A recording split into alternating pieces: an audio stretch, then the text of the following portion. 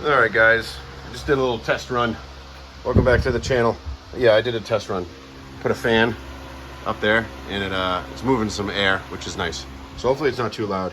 I could put my Bluetooth headphone in, which I might do. So we'll do the intro, and then we'll switch over to Bluetooth. Hopefully that works out. We are going to do valve cover gasket today. Already got the air box out of the way. You don't have to do this. I was just checking on my filter. I just replaced it a little while ago, and looks like it needs to be replaced again. But you do need to take the snorkel off. You don't necessarily have to take that nor the cover or anything. That all can stay. You just need to gain access to these cables. So in order to take this off, we need to get this, you got the two throttle. I don't know why, if that's an emergency, but there's your throttle and your cruise control over here on the throttle body. And let me get a flashlight off the drill here. I'm gonna clean that throttle body. That's nasty. So we have to get a couple clips out, and there's bolts that go all the way around that, and I'm leaking oil just like every other 4-liter on YouTube.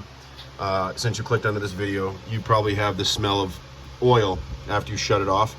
Well, it's leaking back there, leaking down, and I'm pretty sure my rear mainsail is leaking too. But here's your heater hoses. We're gonna get those out of the way. We already got one breather out. We're gonna get the other breather unplugged, which goes to the intake over here.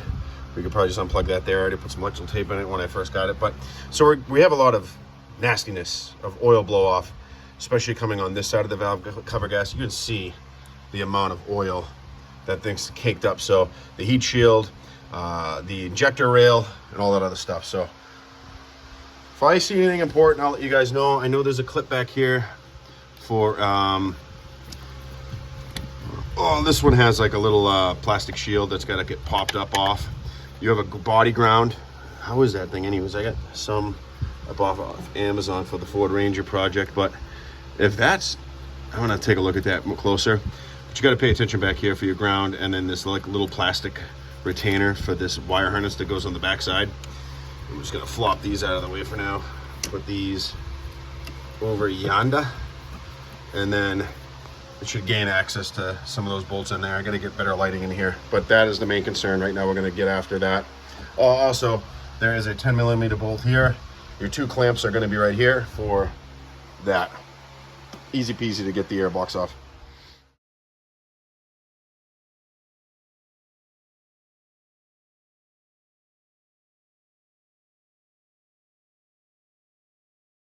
All right, guys, I just want to bring you in a little closer. Got a little bit of light here too. You can see definitely oil remnants all the way down, all the way down. And I think all those bolts get O-rings, hence why they have all these new O-rings in here. So that's good. We're gonna change those out as well. But just take some patience over here. This is an 04, so this is the last year that they did this. Dirty. I think I might have something to clean that. Anyways, just take your time with these plastic clips. Go real easy. I just used a regular little pocket screwdriver. So just take your time when you're disconnecting these. This one kind of like slid off on the outside. This one, just got to be careful. That one slid off as well. And I just don't pry. Just do not pry. And this whole thing should be able to lift right up and out of the way, which is terrific. And we're going to put that over there. This, I think we can just leave that up there, and I think we can still get the valve cover off. So I think we're in good shape there. What else? Hoses out of the way, and then yes, all the way around. Oh, and we have this little shield cover that's gonna get popped up. You can see it's on top of one of the bolts back there. So let's see if we can figure this out here real quick. Take this cover off.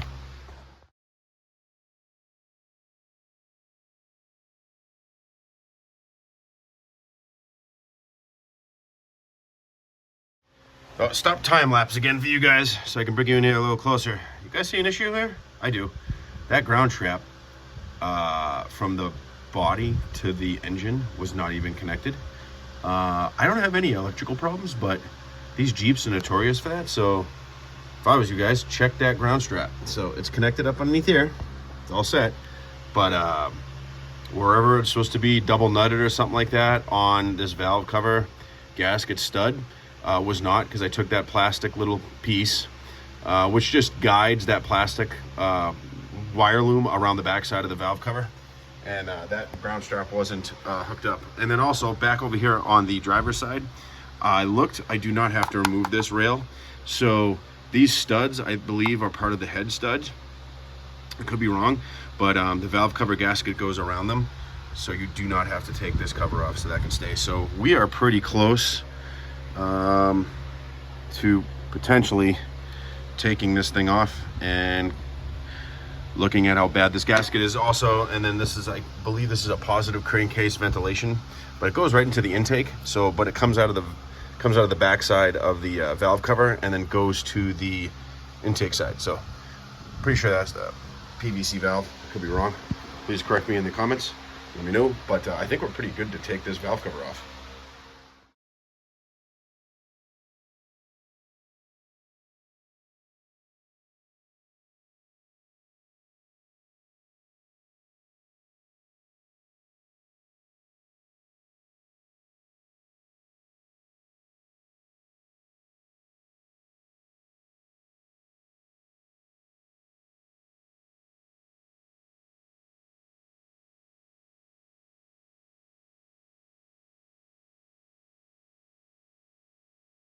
All right, boys, I'll get you out of the tripod. So you have 1, 2, 3, 4, 5. 5 long studded bolts, which start all the way, I believe, right here. 1, 2, 3, 4, 5, and then there's one way back there, 6. Watch out for that one. Don't forget that one. 1, 2, 3, 4, 5, 6. 1, 2, 3, 4, 5. All right, so they start here. So 1, that'll be 1. And then 5 all the way back, unless I put one in the tray up here. I don't believe so. Yeah, all right, so you got 5 studs. They're on the passenger side, and they start right there at that grommet. They go all the way out back, right lined up right there. So this valve cover should be loose, I think, as long as that is all removed. I think I got the 2 out front right there. There's 2 there. Lighting's horrible. I don't know if there's anything more. I don't think so. I don't think so. Unless that clamp is holding me up. It might be. Yeah, so if I put you back down on the tripod. All right. Well, I gotta edit this, I'll edit this, but yeah, that's disconnected. That's good. Yeah, should come right out.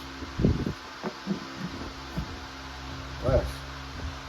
Yeah, this hose clamp seems to be binding it up for some reason out front on the radiator, but yeah, because that whole back is free. And then,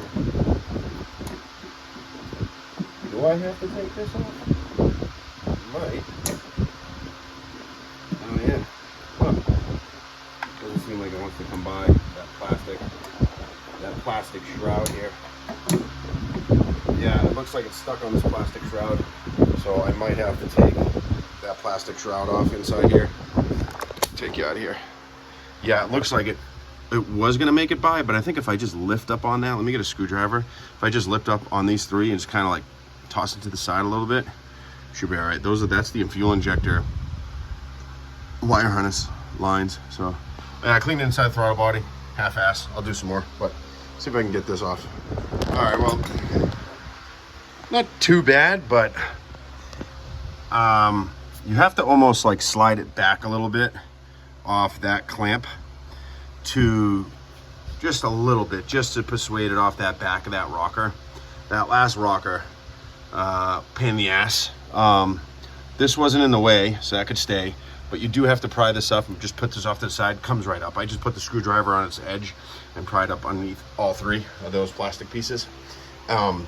So, oh yeah, also forgot to mention, when I was taking this off, hence that ground strap's got to go back on over here as well. Once I bolt this back up, change the gasket. I don't know if this is original. I'm going to find out once I take it out and get it on the bench. But that last bolt on mine, I really have really bad lighting in that back corner. Hold on. Let me help you guys out here. So back in here, that bolt right on the corner, you can see how much oil has been leaking back there for years. That bolt was almost hand tight, finger tight, I should say. So I don't know, should I have just tried to tighten it down? No, probably not. No, the gasket's cheap enough, and if you got some basic hand tools, what do we got? We have 1/2-inch drive socket for the valve cover bolts. I got a long 1/2-inch socket for the studs, 5/16 for the worm gear drives for the intake. I mean, this is like basic hand tools. You know, I got a few, you know, fun things to use to make it a little bit easier for my age and turning on this shit. But anyways, yeah, you don't need power tools. You really don't need power tools to do this at all. This all can be done by hand tools, and it's fairly simple because these are notorious for leaking oil, rear main seal, and valve cover gasket. Notorious. So let's see. I mean, it could have already been replaced because this Velcro is blue. This is blue. Maybe this has already been done. It's got 217,000 miles on it now. I bought it with 200, so almost another 20,000 miles since I've owned it. I don't know when this is done last, but everything's pretty clean on it here for this amount of many miles. Needs an oil change. I'm going to do an oil change after I do this. It's probably recommended to do that too. I want to drone it. There's no gasket material to scrape, just a little bit of cleanup, but I'm going to be spraying some brake cleaner, so there will be brake cleaner mixed in it. And obviously I just put some throttle. I used Berryman's carburetor choke cleaner, and then just got some brake cleaner. So mechanic at work gave it to me. Shout out to mechanic at work. Anyways, yeah. So let's get this gasket off and see what it looks like.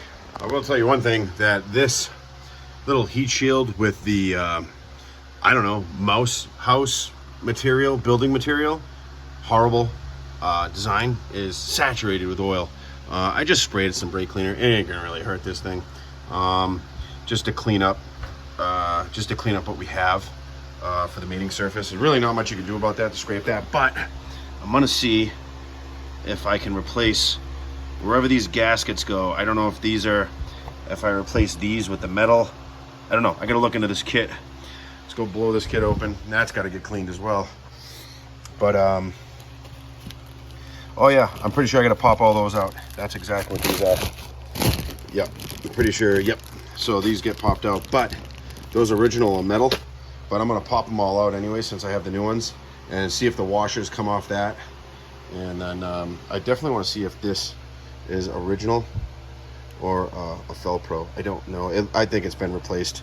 It looks identical to this. So I think this has been replaced once already. So even changing it out, don't matter. They're still notorious. So basically rinse and repeat, same thing. Put the gasket back on. I'll make a little clip of this, see what this is about, and then basically put it all back together. So not too bad.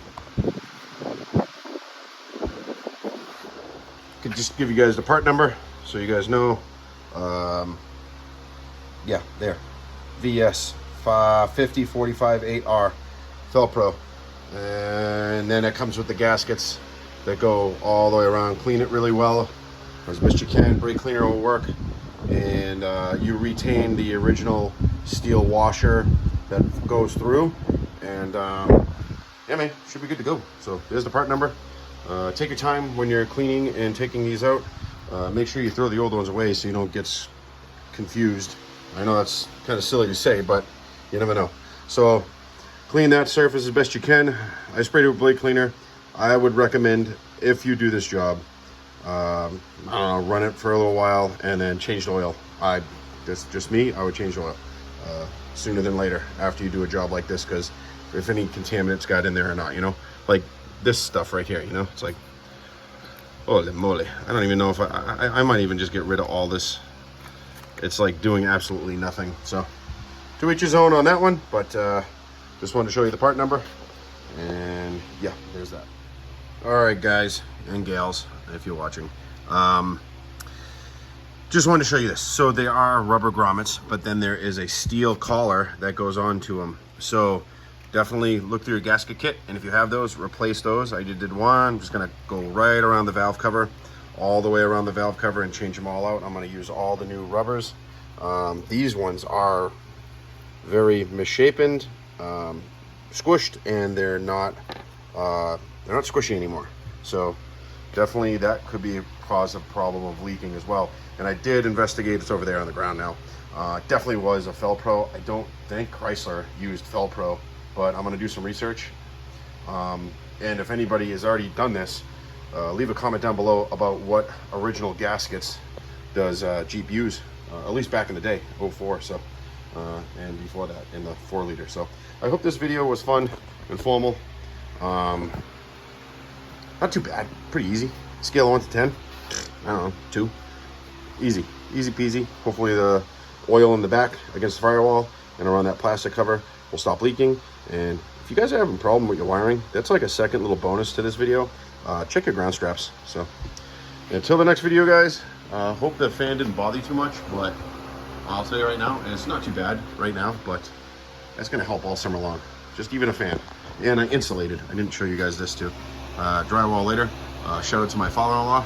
He had some leftover insulation to a job he had, and it got me all the way past the corner right there, and I don't have much left to do.